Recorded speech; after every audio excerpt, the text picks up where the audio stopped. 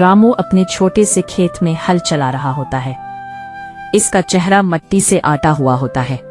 पानी की कमी की वजह से जमीन में दरारें पड़ी है। गांव का नाम शगुफ्ता था, मगर रामू के खेत पर जैसे किस्मत ने सोना नहीं, सिर्फ धूल बखेर दी हो। रामू की उम्र 50 साल थी, मगर इसकी मेहनत में जवानों वाली तवानाई थी। इसके पास जमीन कम थी, मगर इसका वादा इस जमीन से ज्यादा वफादार था। रामू थक कर बैठ जाता है। फातिमा इसके लिए पानी और कुछ सूखी रोटियां लेकर आती है। फातिमा प्यार से कहती है, रामू ये लो पानी और रोटियां, खाकर कुछ आराम करना। आराम कैसे करूं फातिमा, इस बार बारिश ने धोखा दिया। अगर ये फसल नहीं उगी तो इस साल बच्चों की तालीम और कर्ज कैसे उतारूंगा, बहुत मुश्किल हो जाएगा। आप हिम्मत मत हारें। जब भी हमारे पास कुछ नहीं होता, आपने मिट्टी को ही पुकारा है। याद है वो एक पेज जिसे सब ने बेकार समझकर फेंक दिया था? आपने उसे संभाल कर रखा था। दोपहर का वक्त होता है।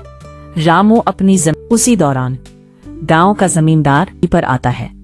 जमींदार, रामू, मेरा अनाज का हिस्सा कब अदा करेगा?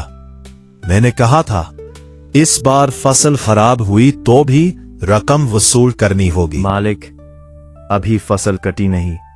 इस बार मैंने एक नया कदीमी बीज इस्तेमाल किया है जो खुश्क साली बर्दाश्त कर सकता है।